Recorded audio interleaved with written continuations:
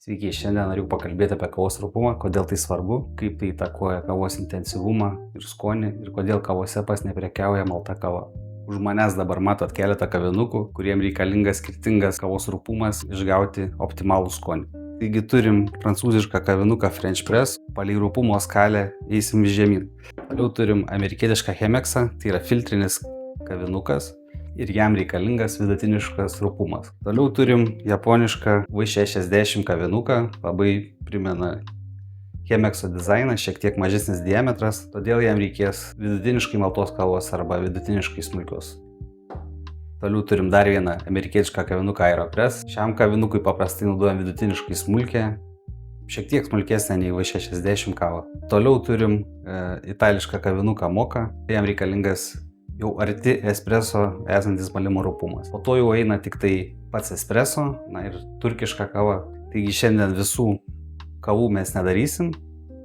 Pabandykim nuo pradžių ir sekančiuose epizoduose parodysim visas variacijas.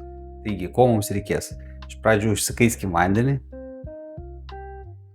Užsikeitėm apie 420 ml vandens. Santykis kavos ir vandens prancūziškam kavinukė yra kažkur 1:15. Tai mums reikės apie 28 gramus kavos.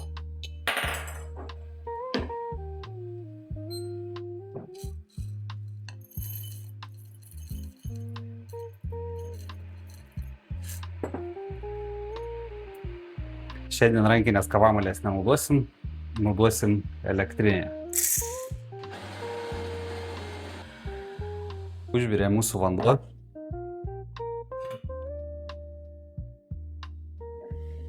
Leiskime jam šiek tiek pailsėti.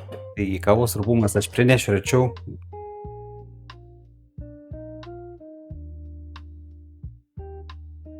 Tai primena rupią druską.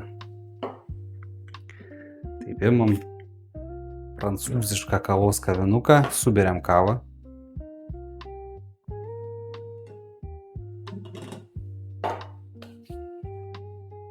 Šiek tiek palyginam ir užpilam vandeniu. Tai mes paprastai laukiam apie 30 sekundžių, po užvirimo 40. Tai paprastai reiškia 93 laipsnių vandenį, kas yra labai tinkama rūšiniai kavai pritraukti.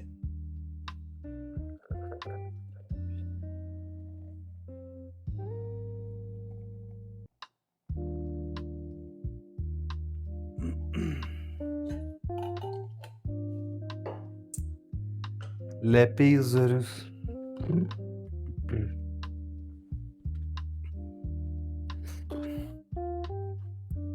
Išpylėm kavą, tolygiai paskirstėm, susiformavo storą plutelę. Mes kol kas tik uždarom, nespaudžiam į apačią ir leidžiam pailsėti apie 4 minutės. Kol kava plikosi, galim pakalbėti, kodėl buvo reikalingas rupus malimas.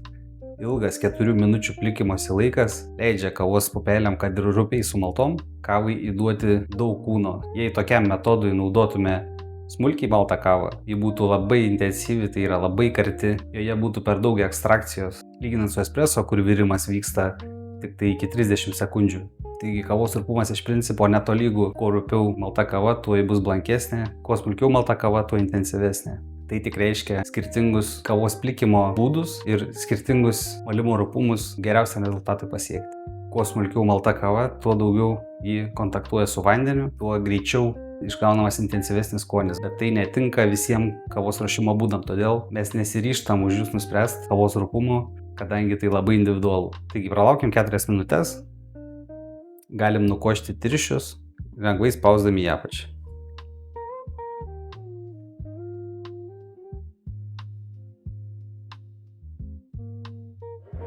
Ir pasipilstom.